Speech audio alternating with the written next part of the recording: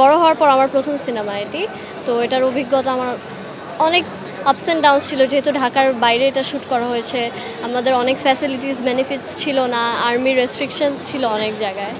আর এটা সারসংক্ষেপ যেটা হচ্ছে, এটা আসলে একটা ভাই বোনের গল্প। ভাই বোনের বন্ডিংটা কীরকম স্ট্রং হতে পারে ওই টাইপের একটা গল্প।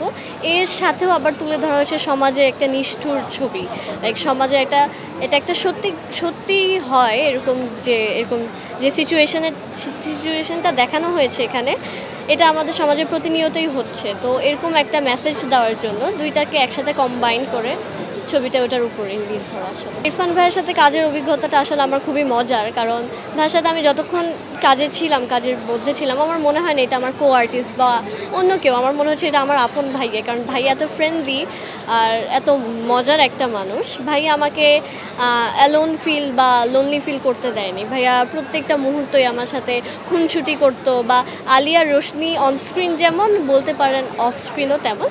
শুধু এখানে ভাইয়া আমার সাথে একটু আমাকে জ্বালাতো, দুষ্টুমি করতো বেশি।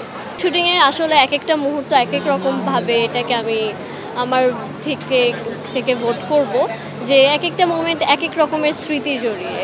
তো এখান থেকে বেশি ভালো মোমেন্ট আমার আসলে বান্দরবন বলবো না, আমার ঢাকায় অনেক ভালো মোমেন্ট কেটেছিল। যখন আমাদের এরকম ট্র্যাজেডি সিনটা শ্যুট করা হয়, ওই দিন রাত্রে ভাইয়ার অনেক জ্বর ছিল। আসলে ইরফান ভাইয়া শ্যুট করাটা অনেক কষ্টকর হয়ে গেছিল।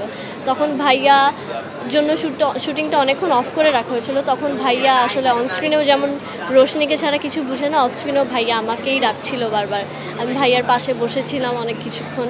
ভাইয়া গুড ফিল করেছে, আমি আর ভাই অনেক কথা বলেছি। আসলে আমাদের ওই ছোট ছোট যে বন্ডিংয়ের যে মোমেন্টগুলো, এগুলোই আমার আসলে অনেক ভালো লেগেছে। সমাজের জন্য মেসেজ থাকছে যে এটা আসলে আমাদের একটা নিষ্ঠুর সত্য নিয়ে এই সিনেমাটা, যেহেতু বাংলাদেশ বা অনেক বিভিন্ন কান্ট্রিতেই বাংলাদেশে প্রতিনিয়ত হচ্ছে, তো এটা নিয়ে আসলে সিনেমাটা। এটা একটা প্রতিবাদী, এটা মেসেজটা দেওয়া হচ্ছে যে এরকম অন্যায়ের বিরুদ্ধে যাতে মানুষ প্রতিবাদী হয়ে দাঁড়াতে পারে। আবার ভাই বোনের যে অনেকেরই ভাই বোন আছে, বড় ভাই বোন আছে, তারা অনেকেই এখন একসাথে নেই, অনেকেই দূরে রয়েছে, বিদেশে রয়েছে, তাদেরকে ফিল করানোটা যে ভাই বোন একসাথে থাকলে কেমন হয় ব্যাপারটা, তাদের বন্ডিংটা কীরকম হতে পারে, এসব নিয়েই আসলে সিনেমাটার মেসেজ।